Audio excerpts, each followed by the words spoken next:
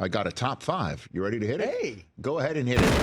High five. 1, 2, 3, 4, 5. Rich's Top 5. Top 5 matchups of Championship Sunday presented by Hyundai. Number 5 on this list is the defensive coordinator of the Eagles against the offensive coordinator of the Commanders. Vic Fangio versus Kliff Kingsbury. That's your matchup. The last quarterback to beat the number 1 scoring and total defense, which the Eagles are, on the road in a conference title game. Ready for it, Chris Brockman? Let's go. Tom Brady in 2001, and he needed, as you know, Drew Bledsoe to finish it.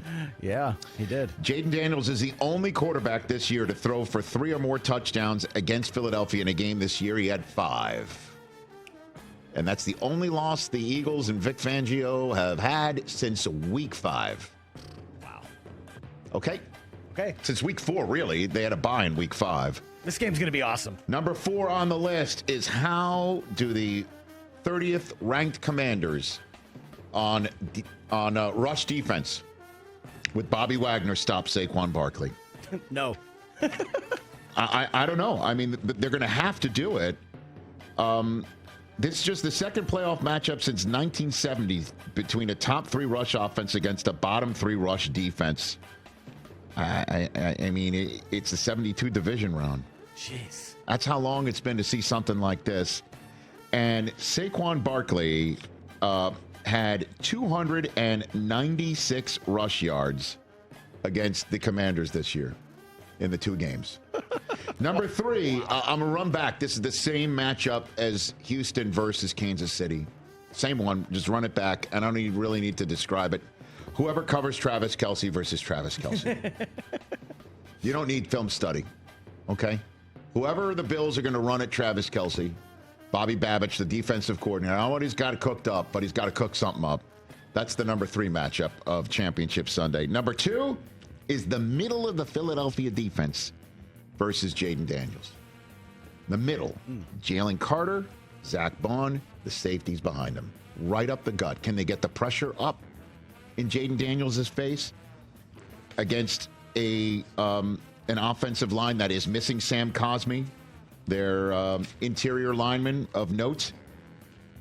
We shall see. That is going to be big. Jalen Carter can blow things up. Zach Bond is a defensive player of the year candidate. And the number 1 matchup of Championship Sunday is Josh Allen against the ghosts of playoff past. Oh, wow. We're all talking about his ability this year. And what can we do? Because here it is, guys. We've been talking about it all year long. Who can stop the Chiefs in the AFC? Oh, it's got to be the Texans. That was preseason. It's got to be the Ravens after week 1. It is the Bills. The Bills have this responsibility. And if things go a little bit south in the end of this game at Arrowhead, how does Josh Allen handle it? Do you think we need one more? What? And I've got one more. All right, we'll get one more. I do have one more of the matchups of Championship Sunday. They're not on the field at the same time. Keon Coleman versus Xavier Worthy. 2 rookie wide receivers. But why do I mention these 2 in particular? I have an idea. On the night Jaden Daniels was drafted 2nd overall in Detroit. And that's the draft moment we're all talking about, right? Certainly since he just won and done the 15-win Detroit Lions in Detroit, where he was drafted 2nd overall. And we're talking about him being the greatest rookie quarterback ever on that night. Later on, when there was just a mere, 500,000 people still hanging out there watching this. The Buffalo Bills allowed the Chiefs to move up from 32nd overall and use their draft choice to draft Xavier Worthy at 28th overall. And Bills fans were like, really? We're going to let the Chiefs get this guy? And now here's this guy against the Chiefs. And then the Bills moved down to 32nd overall, had a 3rd and a 7th in their back pocket to use later on. Yep. And they drafted Keon Coleman with that pick. And we'll see how that sliding door actually slides in terms of who makes the Super Bowl or not. May not matter. These guys may not factor in, but just keep this in your mind's eye.